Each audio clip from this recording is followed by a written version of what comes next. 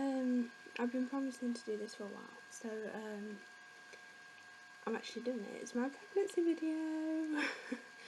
Bit late, but and my little man is here with us today. He's kind of more fascinated by the window than anything else. But this is Harley, and I think at the beginning of the pregnancy it was really sort of hard to get to terms with he will be coming out that way. But I had amazing support from everybody around me, and I don't think I could have done it without a lot of people. I personally would say that the pregnancy was harder than the labour. I know women will probably be like, no, you're lying, don't tell them that. But for me it was. All these changes that your body goes through in the pregnancy is amazing, and you don't understand why until they're actually here. Unfortunately, I couldn't breastfeed because my milk wasn't here in time for him coming. And I have to admit, the midwife that told me what to do was a bit... She didn't seem like she... Not that she didn't know what she was doing, but she was very sort of... How can I put it? She didn't seem like she cared, basically, about him or me. But yeah, so I had to go on to bottle feeding, and I thought, I don't really want to change him back now, because he was on it for about a week after he was here, so there wasn't really any point.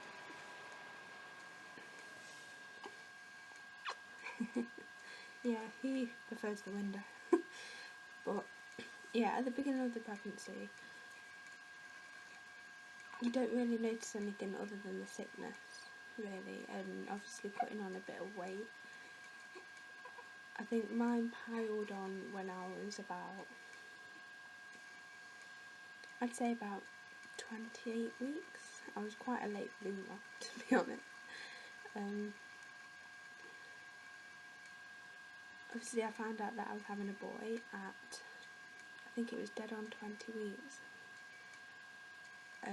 I knew all along it was a boy. And people were like, no, it's a girl, it's a girl. I was like, no, it's a boy. And here's the proof.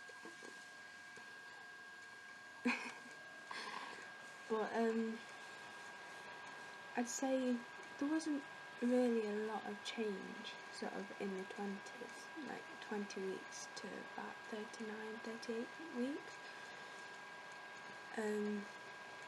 The changes really started about, from what I can remember, probably about 32. You really sort of noticed them more. Like, when I was about 25 weeks was the first time that I felt him properly kick without me staying still. So I think I was doing the washing up or something, and I just felt him kick, and it was quite hard. One of my friends, she's pregnant now, and she keeps asking me about the Braxton Hicks, because I had them for weeks before he came, and they were quite strong. But basically, I think someone's got a bit of wind.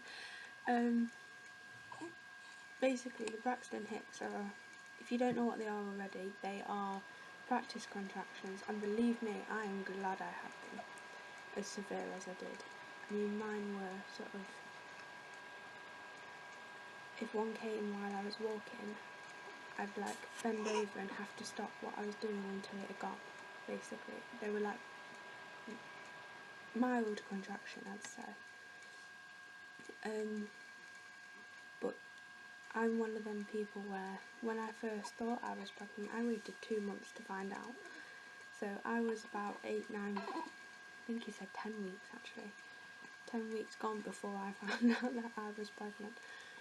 So I never went into hospital for Braxton Hicks. The only time I went in, the first time, was, I remember it was a Saturday night, and it was about 8:30 at night. and it was because he hadn't moved in 4 days, so I was getting really sort of panicky, but got into the hospital, got the monitor on, and he wouldn't stop kicking, so I was like, oh, he's fine.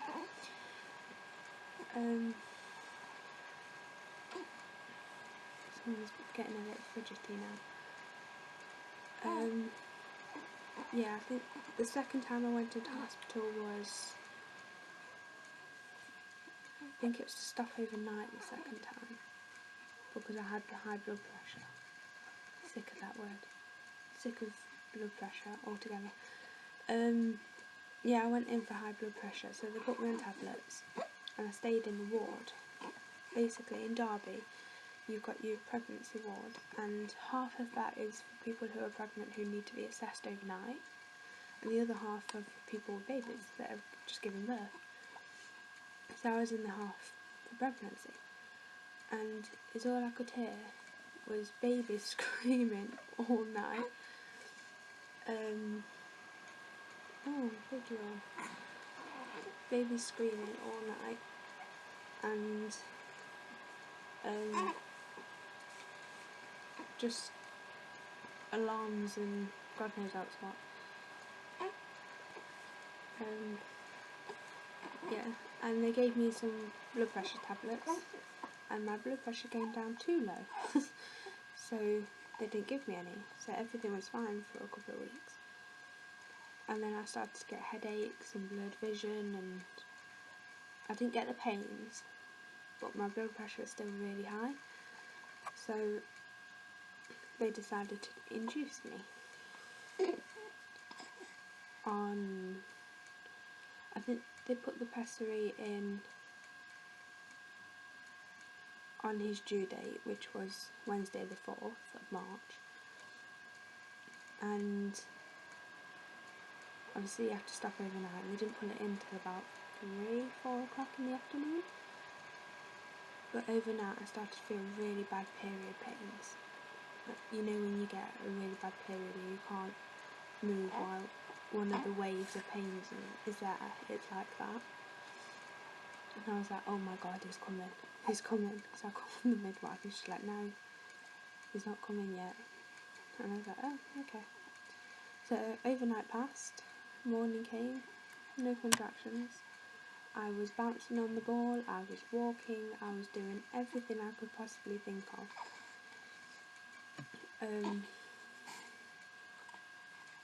But yeah, then they decided, obviously because it had been in 24 hours, they decided to break my waters. That was an experience. It doesn't hurt, but it's definitely an experience that you can't explain. So I'm really sorry for that, but the only thing I can think of is, it's a bit rude, but you know when you feel pressure up there, and after maybe sex or something like that, it's like that, and then it's like they say when they go naturally, well, it's like a big like pressure and then release. It's really weird.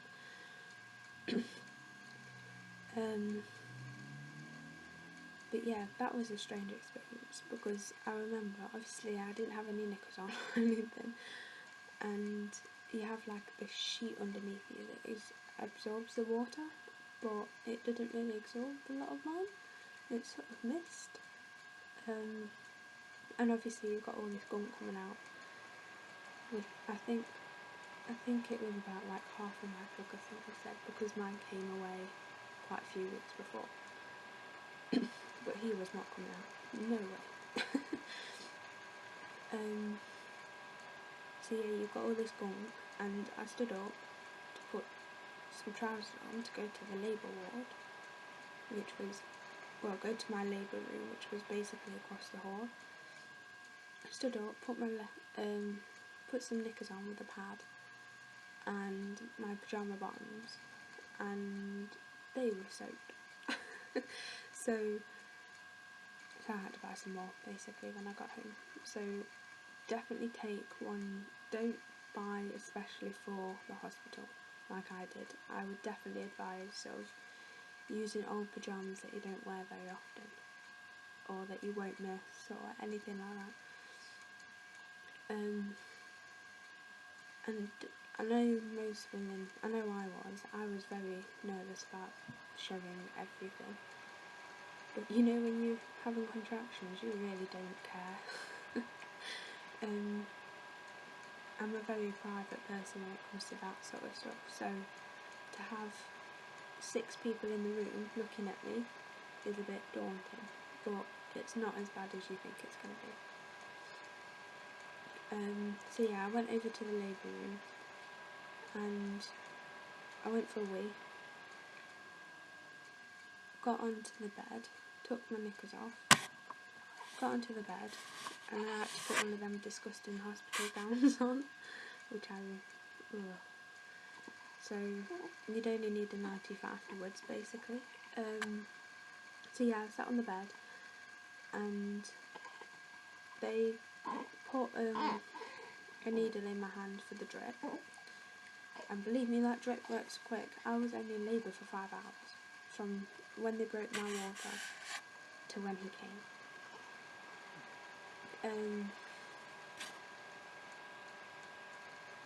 Yeah, so I sat on the bed and put the needle in my hand for the drip, and they said to me they're going to up it every half an hour, and I was like, oh my god, this baby's coming quick, oh my god.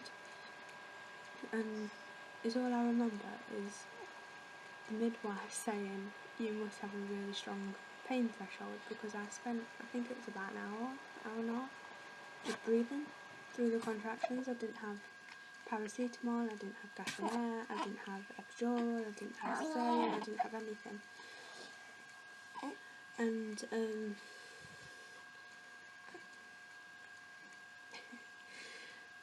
yeah, so I was breathing through the contractions, and in the hospital there was like little LED lights above my bed, which I was counting every single time I had a contraction. That was my way of coping, because you concentrate on something else other than the contraction. And when they say breathing is a big part, believe them, trust me. Even when I had the epidural, I had to breathe through them. And so it came too much, so I had a gas and air. I can't remember how long I was on that for, but I think I was so drugged up with the gas and air, I don't even care. But that started basically not working. It was taking the edge off it, but it wasn't, oh dear, it wasn't doing anything. So I decided to have the epidural, and when you think about it, the needle going into your back, when you're on gas and air, as much as I was, you really do not care. What are you doing? Yeah, my contractions, by the time I had the epidural, were lasting a minute, and they were a minute apart, and they were reaching 100% on the machine. So I was ready for some drugs. If you're like worried about what drugs are going to do to the baby, nothing harms the baby. He's looking at me really strange right now. So yeah, I had the epidural, laid that down, and it was only working on one side, so I was like, oh.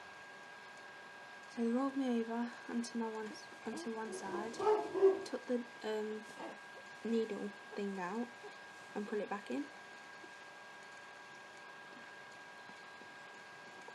He's being nosy. He's more interested in looking around, look. But yeah, I think it was only about an hour after I had the epidural and he was here. The feeling that you get when you push them out is amazing. You really can't explain it. You have to experience it to know sort of what I'm talking about. But by the time I was induced, I was ready for him to come. I didn't care how he was coming, I didn't care. But I wouldn't change him for the world. I really wouldn't. And he's so spoiled, it's unreal. So yeah. What I'll do is I'll post monthly updates on him if anyone's interested, and let you know on his growth. And there will be a video up today as well about his growth, because he was a month old on the 6th of April. So yeah, when he came, he was born at 10:51 PM and he weighs £6.12,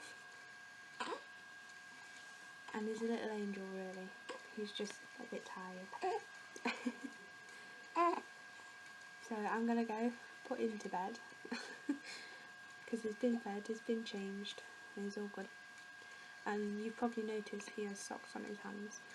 Another advice for anyone who's pregnant is you buy the normal mittens, but they are way too big.